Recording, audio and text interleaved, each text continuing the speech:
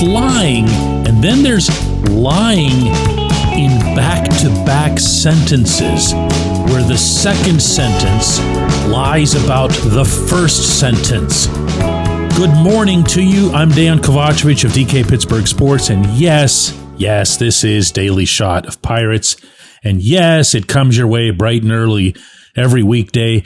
If you're into teams that care about winning, about their fans, I also offer daily shots of Steelers and Penguins in the same place that you found this, and highly recommend checking those out. Pirates 9, Rockies 5 yesterday in Denver, avoiding... I don't want to say this would have been like the bottoming out or whatever, but losing to that team, getting swept by that team after blowing all those leads all weekend long. Yeah, I can't. But somehow, still, the general manager ends up stealing the show with something that he speaks. This was, of course, on his weekly radio program that his team produced, in which he's interviewed by a team employee. And when Ben Cherington was asked about the Ke'Bryan Hayes trade saving the Pirates money, this was the entirety of the quote. I think it is important to emphasize first that if we make a trade involving a player on a contract, as we did in the case of Ke'Bryan, we'd never make a trade in order to save money. Period. Pause. It's just a pause because there's more to it. Insert laughter. Do we have a laugh track or something? There's no other reason to move him. This concept of clearing Key out from third base so that you could make room for guys who can hit is based on a hypothetical notion that there's someone who can hit, waiting in the wings or in Indianapolis or at any level of this organization. And there isn't. There's a kid who looks like he can really hit at shortstop in Connor Griffin. And that, as far as the human eye can see, and keeping this realistic, is it. You know and I know that this was done to save money. Lots and lots of money. Tens of millions of dollars into the future money. Just as you know and I know that Key was moved and that he'd be replaced by exactly who replaced him, and that's Jared Triolo, who literally cannot hit his own weight, but plays for minimum wage. You ready for the funny part? All right, I already read you the first part of the quote. This is the same quote. This is continuing here. There was no pause, no nothing here. This is still Cherington. Quote, there's never part of the calculus, but using that payroll space that is opened up through that trade, in addition to that talent that we get back, using that payroll space on other things can really help the team, especially if we feel like we have alternatives in-house, end quote.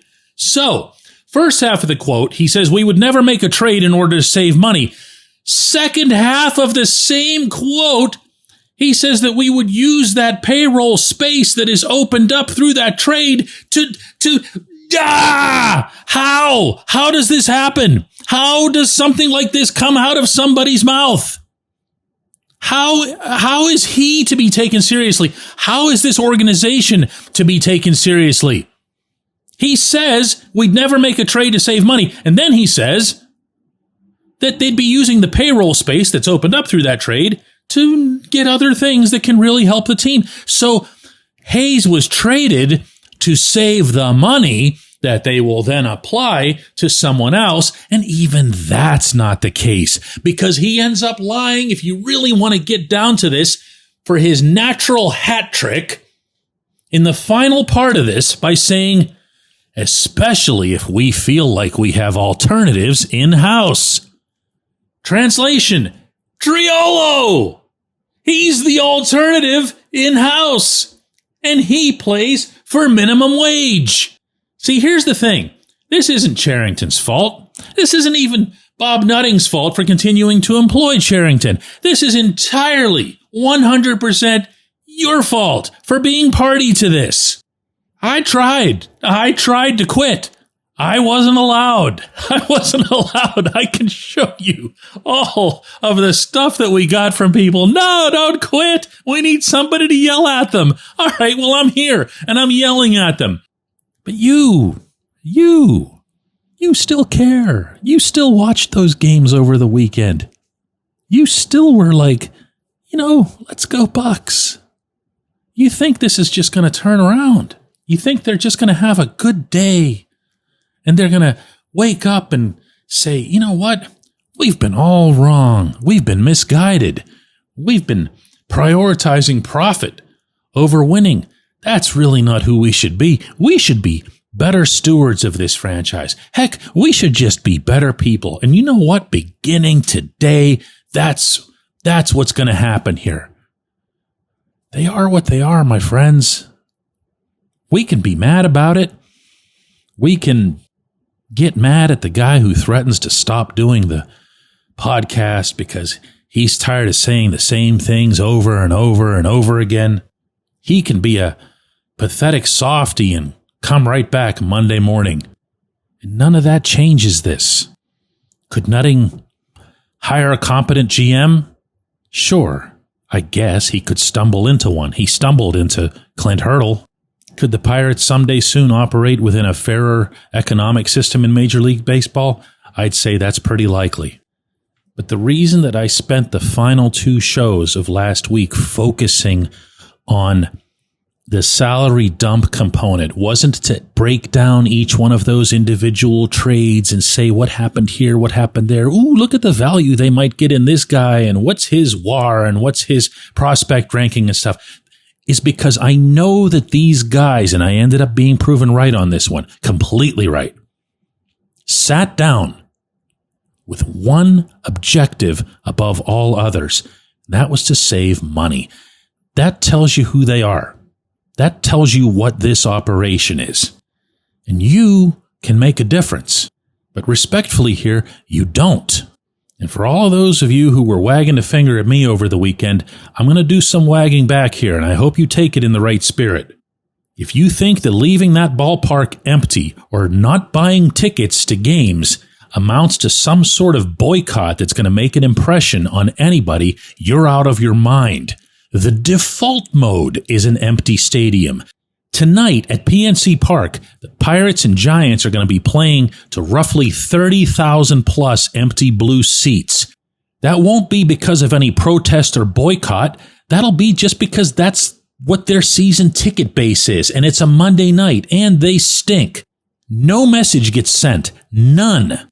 Whereas, when we've seen fans in there, and they're chanting, "Sell the team," or they're organizing in other ways, or they're flying banners behind planes overhead, that makes a difference. It makes the people running the franchise nervous wrecks. I'm not guessing at this. I have seen it.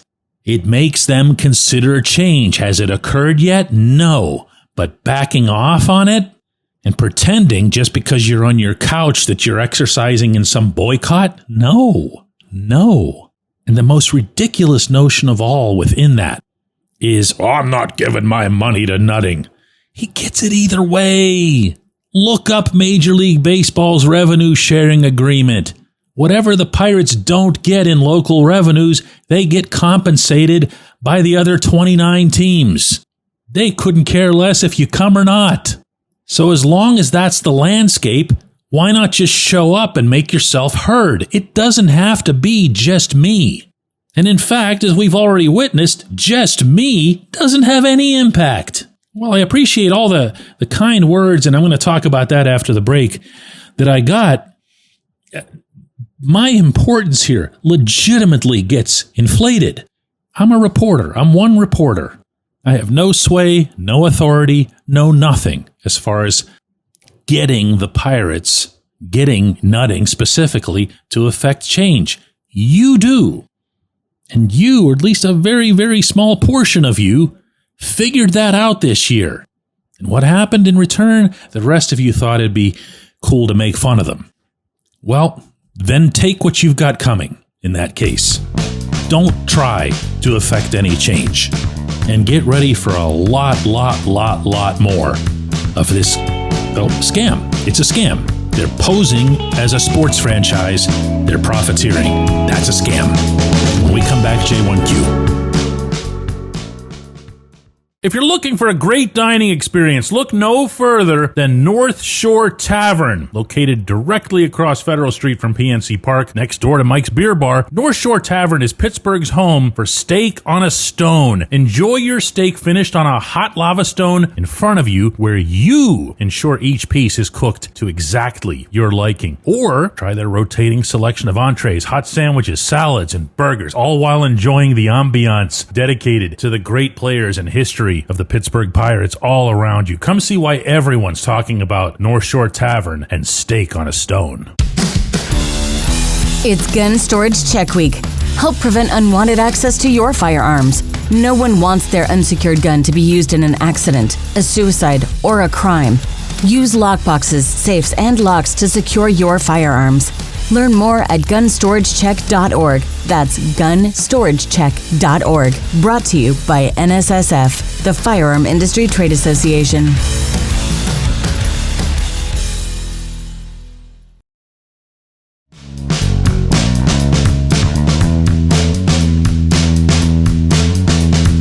Today's J1Q comes from Nick Patton, who says, DK, my question would be, if Ben Cherington were fired today, then he certainly should be, if only because you could check out the Marlins rebuild over 1.5 years compared to the Pirates.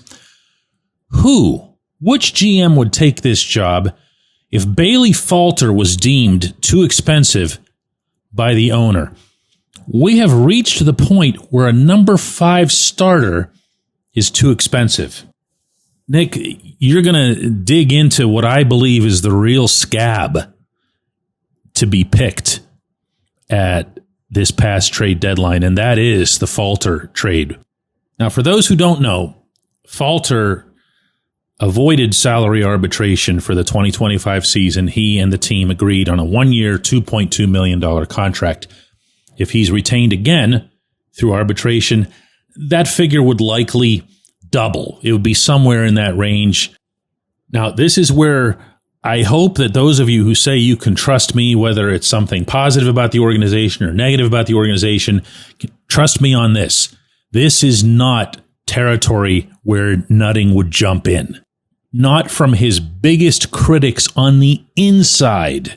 Whether it's under this front office or prior front offices, have I ever heard him or talk of him getting involved at a contract that's at this level.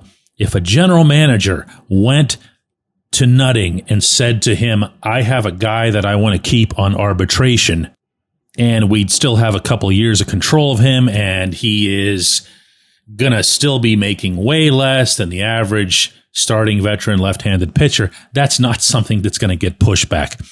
Especially not with Tommy Pham and Isaiah Kiner-Falefa and the rental types having been retained. Use a little bit of common sense here.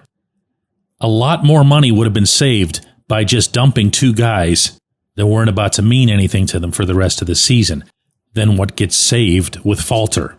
So what happened with Falter? Oh, well. Now, if you want to talk about something for which there is voluminous precedent, that's Cherington and his statistical minions, the white-collared analytics army, getting way ahead of themselves and thinking that they're a lot smarter than they actually are. And it's them convincing themselves that they've seen some signs from concern in some of his peripheral metrics, and that he's not really as good as they thought, and that he's not going to match up with that contract for next year. So let's show everybody how really smart we are and get ahead of it and go ahead and trade him for whatever anybody sends us. That right there, my friends, is exactly the scenario that makes sense there. That's not me sheltering the owner. I'm going to call for him to sell this team here and now for the millionth time. He has not been a good owner. He should have fired this GM last October, and then he should have fired him again Friday for the way these trades worked out. And then he should have been fired yet again after what happened in Denver on Friday night. So this is no defense of the owner. Please get that part through. There can be things that are true about people you don't like, meaning true in the sense that not everything lines up with the narratives. This, to me, in my eyes, the Falter deal is all about, here comes Johan Oviedo, and he's, by the way, going to get the start tonight against the Giants. Need room in the rotation, and incidentally, Cherington acknowledged that as a factor on his show yesterday. And also all of my resident geniuses, who, by the way, he praised on the show yesterday. They're smart people, he called them. Smart people, I say, that should be walking around with Brian Dela Cruz t-shirts, but I digress. So he views Falter as a guy on an expiring contract since his white-collared army tells him, we're done with him. Too many negative peripheral metrics. And I'll keep digging into this, but there's no chance that I'm misfiring on this one. Listen, you, Nick, and I appreciate everybody who listens to Daily Shot of Pirates. That's not just a line that I recite at the end of every episode. Now more than ever, it means something. I hope you'll take my word for it that I meant every syllable of what I spoke to you last Friday. I was done with this. Not out of any protest or pouting or anything. I just don't have anything new to say. And you know what? I didn't have anything new to say today either. But when I'm getting emails, comments on social media, when people stop into our downtown headquarters asking me not to stop, when you hear from subscribers, members, readers, listeners, viewers who've been with me for a long, long time, who consider this silly, really, in terms of its pointlessness program, to be part of their morning commutes to work or their dog walks or their exercise runs or their coffee as they're getting going for the day. That hits different. That hits different. And you know what hits even more differently than that is when you hear from people who do care about the franchise, who do have hope for it, who do have an attachment to it because of something from the, in most cases, distant past. And they're still trying to cling. And at the same time, they're not stupid. They can see what's happening for themselves, just hoping that something changes. It was around, I'd say, late Saturday afternoon that the whole thing hit me, that I was the one being selfish in thinking of my own boredom with the subject before anything else. And that's not okay. Thinking about it from a business standpoint as well. If I dropped doing this show and I did another Steelers show, believe you me, we'd bring in a lot more revenue off of that. But that's also selfish. So this thing is here for better or worse, and we really will have another one of these tomorrow. Appreciate you guys.